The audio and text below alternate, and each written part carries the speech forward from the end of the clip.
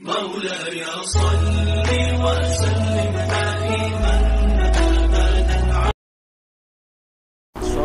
السلام علیکم ورحمۃ اللہ وبرکاتہ۔ ربیع الاول کے مبارک مہینے کے مناسبت سے آج کی یہ ویڈیو حضور نبی کریم صلی اللہ علیہ وآلہ وسلم کے خدمت اقدس میں اظہار عقیدت اور محبت کے طور پر پیش کی جاتی ہے،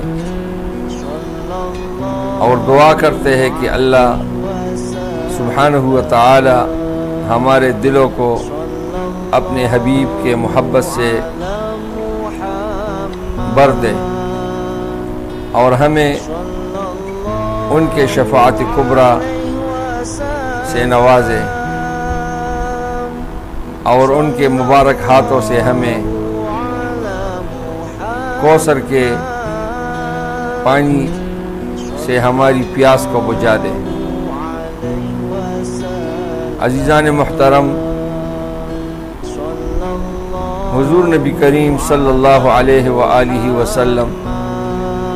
اس مبارک مہینے میں پیر کے دن 12 ربیع الاول کو دنیا میں تشریف لائے۔ تاریخ ولادت میں اختلاف ہے، لیکن جمہور کے رائے کے مطابق 12 ربیع الاول کو ہی حضور نبی کریم صلی اللہ علیہ وآلہ وسلم دنیا میں تشریف لائے۔ 2 ربیع الاول، 9 ربیع الاول اور 18 ربیع الاول کا ذکر بھی تاریخ کے کتابوں میں اور سیرت کے کتابوں میں آیا ہوا ہے۔ آپ صلی اللہ علیہ وآلہ وسلم کی تشریف آوری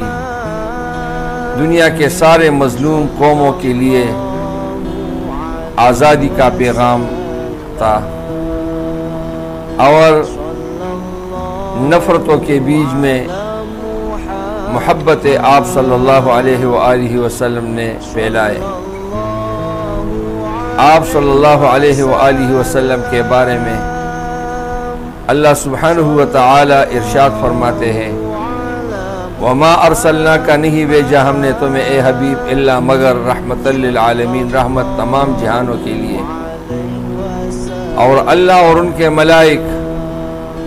آپ پر درود و سلام بھیجتے ہیں، اور ہمیں بھی حکم ہے کہ ہم آپ پر درود و سلام بھیجیں۔ آپ صلی اللہ علیہ وآلہ وسلم نے فرمایا، لا یؤمن احدکم نہیں ہے مومن تم میں سے کوئی بھی حتیٰ اس وقت تک اکون احب الیہ کے محبوب نہ ہو جائے ان کو حضور من والدہ اپنے ماں باپ سے زیادہ، وولدہ اپنے بچوں سے زیادہ، والناس اجمعین اور تمام جہانوں سے زیادہ، تمام لوگوں سے زیادہ۔ محترم مسلمان بھائیوں اور بہنوں، میں آپ کو تہ دل سے اس مبارک مہینے کے وساطت کے لحاظ سے خصوصاً مبارکباد پیش کرتا ہوں، اور عالم اسلام کو عموماً مبارکباد پیش کرتا ہوں، اور دعا گو ہوں کہ اللہ ہمیں اور آپ کو اپنے حبیب صلی اللہ علیہ وآلہ وسلم کے شفاعت کبریٰ سے بہرور فرمائے۔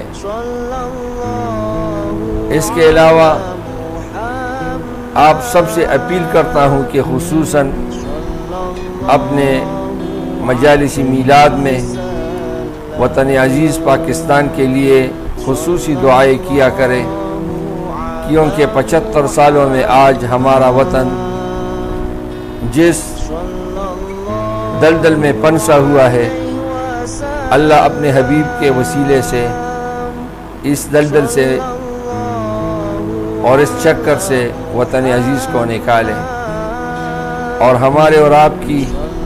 اور وطن عزیز کی حفاظت فرمائے، اور ہمیں اور آپ کو عمل کرنے کی توفیق عطا فرمائے۔ والسلام علیکم۔